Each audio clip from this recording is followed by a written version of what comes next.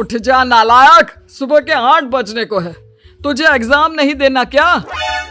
थोड़ी देर और सोने दीजिए ना पापा। तू उठता है या फिर मैं तेरे ऊपर पानी फेंकूं? रोज गधों की तरह सोता रहता है, पेपर की कोई टेंशन ही नहीं है। और एक हमारा समय था जब हम पेपर में फेल होने के डर से रात भर पढ़ा करते थे, सो ही नहीं पाते थे। तो क्या आप उसका बदला मुझसे लेंगे? मैं 15 मिनट बाद उठ जाऊंगा, आप प्लीज जाइए, मुझे डिस्टर्ब मत कीजिए। इतना कहकर रौनक रजाई ढककर फिर से सो जाता है। तू वैसे नहीं मानेगा, रुक मैं अभी पानी लेकर आता हूं। बस फिर क्या था, इतना कहकर वो भागते हुए बाथरूम में जाते हैं और पानी की एक बड़ी सी बाल्टी लाकर रौनक के ऊपर फेंक देते हैं। पानी पड़ते ही रौनक झट से उठ जाता है। ये आपने क्या किया पापा? अब तो उठेगा नहीं तो यही करना पड़ेगा ना। वैसे थैंक्स डैड, आपके कारण ना अब मुझे नहाने की भी जरूरत नहीं पड़ेगी। चलिए अब आप माँ से बोलकर मेरे कपड़े निकलवा दीजिए, तब तक मैं ब्रश कर लेता हूँ। वैसे कल ना आप एक काम और करना, नहलाने के साथ साथ मुझे ब्रश भी करवा देना। ये ब्रश करने में ना मुझे बहुत आलस आता है। रौनक की बातों से अरविंद का मुंह खुला का खुला रह जाता है। वो अपनी पत्नी कमला के पास जाता है और रौनक की हरकतों के बारे में बताता है, जिसे सुन उसकी पत्नी हंसने लगती है। तुम अपने बेटे को समझाने के बजाय हंस रही हो।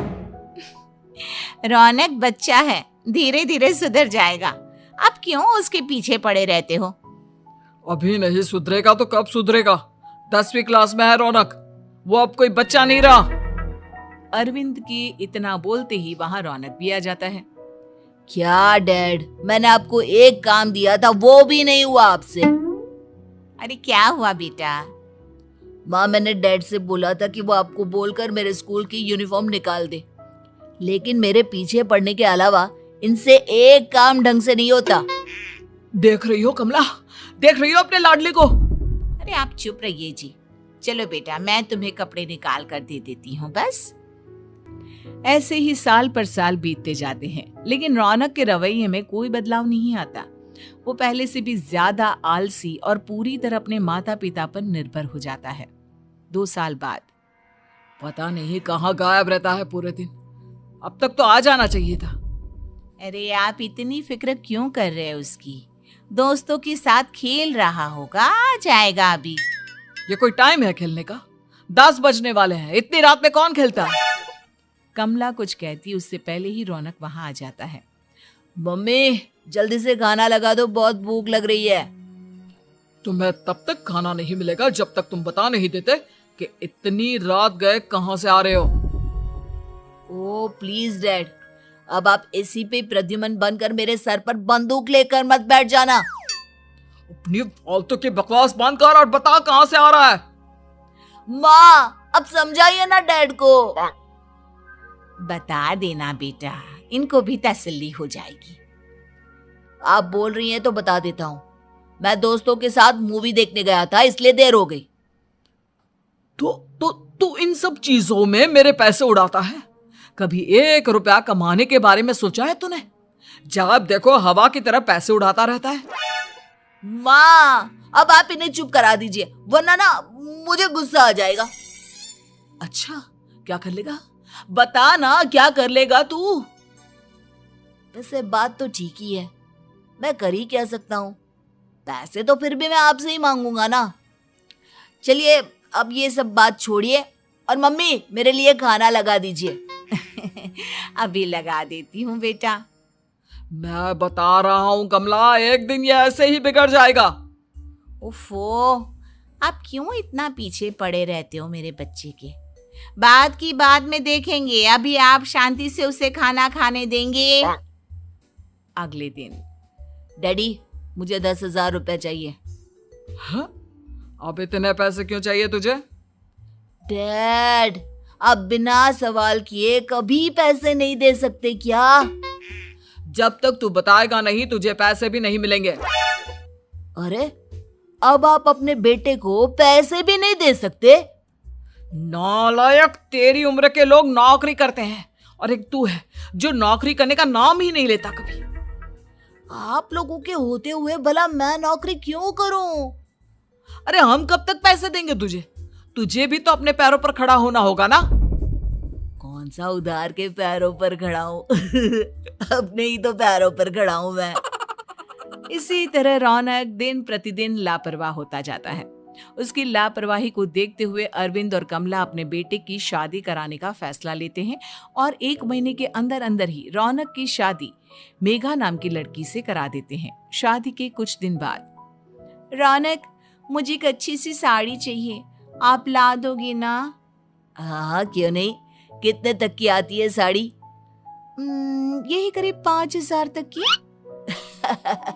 तुम चिंता मत करो, मैं आज ही डैडी से पैसे मांगकर तुम्हारे लिए साड़ी ले आऊंगा। आप कब तक ऐसे ही अपने पापा से पैसे मांगते रहेंगे? कोई अच्छी सी नौकरी क्यों नहीं कर लेते आप? अरे डैड के होते हुए मुझे नौकरी करने की जरूरत ही क्या है? पर आप ऐसे कब तक उनसे पैसे मांगते रहेंगे? कुछ आपको अपने दम पर भी तो करना होगा ना। अब तुम भी बाकी लोगों की तरह मुझे ज्ञान देना शुरू मत कर देना। साड़ी चाहिए ना तुम्हें, मिल जाएगी बस। इतना कहकर रौनक अपने पिता से पैसे मांगने चला जाता है। डैडी, मुझे 5,000 रुपया चाहिए। अब 5,000 क्यों चाहिए तुझे? वो मेघा को साड़ी चाहिए थी। अरविंद आगे बिना कुछ कहे चुपचाप उसे पैसे निकाल कर दे देता है। कुछ दिन बाद, तुम्हें नहीं लगता कमला, रौनक हम पर पहले से भी ज्यादा डिपेंड हो गया है? मुझे तो अब उसके भविष्य की चिंता होने लगी है। कल को हमें कुछ हो गया तो वो क्या करेगा? काश तुमने पहले ये सोच लिया होता तो आज हमारा बेटा इतना लापरवाह नहीं होता।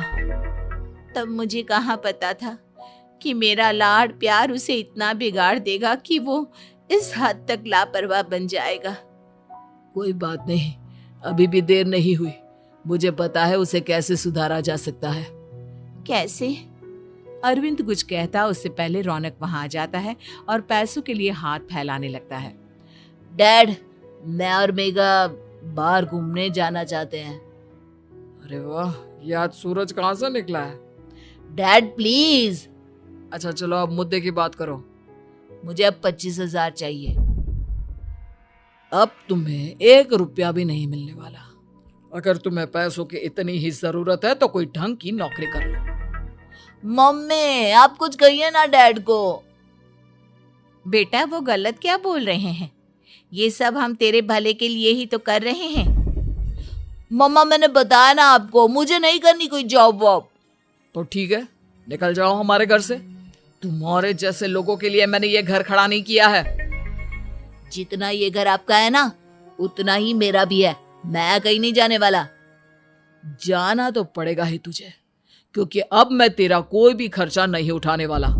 ठीक है, मत उठाइए मेरा खर्चा, मैं अपने दम पर भी जी सकता हूँ। तो बेशर्मों की तरह अब तक यहाँ क्यों खड़ा है? अपना सामान ले और निकल जाए यहाँ से। रौनक पैर पटकते हुए वहां से चला जाता है। घर से निकालना जरूरी है क्या उसे? बिना पैसों के कौन रखेगा उसे किराए पर? अगर उसका भविष्य सुधारना है तो हमें अपने दिल पर पत्थर रखकर ये कदम उठाना ही होगा। दोनों बात कर रहे होते हैं कि रौनक अपनी पत्नी के साथ एक बड़ा सा बैग लेकर घर से निकल जाता है, लेकिन घर से बाहर उसे कोई भी मुफ्त में अपने घर किराए पर नहीं रखता। अंत में थक हार कर वो फिर से अपने घर चला जाता है। क्या हुआ? थोड़ी देर पहले तो दहाड़ते हुए घर से निकला था, अब क्या हुआ? नहीं रखा ना किसी ने तुझे किराए पर? डैड प्लीज, मैं कुछ दिनों में कोई अच्छी सी नौकरी शुरू कर दूंगा। आप तब तक तो हमें रख लीजिए प्लीज। सुबह से रात हो चुकी है लेकिन कोई हमें रखने को राजी नहीं है। अब आप ही बताइए, इतनी रात को मैं मेघा को लेकर कहाँ जाऊंगा? ठीक है ठीक है, बहू की वजह से मैं तुझे घर पर रख रहा हूँ, लेकिन तू इस घर में एक बेटे की नहीं बल्कि एक किराएदार की हैसियत से रहेगा। 3 महीने है तेरे पास। इन 3 महीनों के अंदर अंदर मुझे तेरी पहली तनख्वाह हाथ में चाहिए, समझ गया? पक्का डैड, इन 3 महीनों के अंदर अंदर तो कोई बढ़िया सी नौकरी ढूंढ ही लूंगा मैं। ऐसे ही धीरे धीरे समय बीतने लगता है और अरविंद के दिए 3 महीनों में से 2 महीने बीत चुके होते हैं। पापा जी ने हमें 3 महीने दिए थे, जिसमें से 2 महीने तो बीत चुके हैं। अब ये आखिरी महीना बचा है। अरे तुम चिंता मत करो, आज मेरा ना 2 जगह इंटरव्यू है, दोनों में से कहीं ना कहीं तो जॉब लग ही जाएगी। अच्छा, all the best. Raunak interview के लिए निकल जाता है, जिसके बाद शाम में रौनक घर आता है। कैसा गया इंटरव्यू? आपकी नौकरी लगी या नहीं? अरे पहले सांस तो ले लेने दो अच्छे से। बताइए ना, मुझसे तो जरा भी इंतजार नहीं हो रहा है। वो दरअसल बात यह है कि मेरी नौकरी तो लग चुकी है, लेकिन पैसे बहुत कम है। कितने पैसे हैं? 15,000। इतने में अरविंद और कमला मिठाई का डिब्बा लेकर आ जाते हैं। बधाई हो बेटा। हम जानते थे तेरी जॉब जरूर लगेगी। लेकिन मेरी सैलरी बहुत कम है मम्मा। कम है तो क्या हुआ, धीरे धीरे बढ़ जाएगी। हाँ बेटा, हम तो बस चाहते थे कि तू अपने पैरों पर खड़ा हो जाए। मतलब अब आप मुझे घर से नहीं निकालेंगे? नहीं, ये सब हमने तुझे जिम्मेदार इंसान बनाने के लिए किया था। Thank you mummy papa. अगर आप दोनों ऐसा नहीं करते तो मुझे कभी अपनी जिम्मेदारियों का एहसास तक नहीं होता। आज आपने मुझे सिखा दिया कि इंसान का अपने पैरों पर खड़ा होना भी जरूरी होता है। इतना कहकर रौनक झट से अपने माता पिता के गले लग जाता है और अपनी कमाई की पहली तनख्वाह वो अपने माता पिता के हाथ में सौंपता है। इस तरह रौनक एक गैर जिम्मेदार व्यक्ति से एक जिम्मेदार व्यक्ति बन जाता है।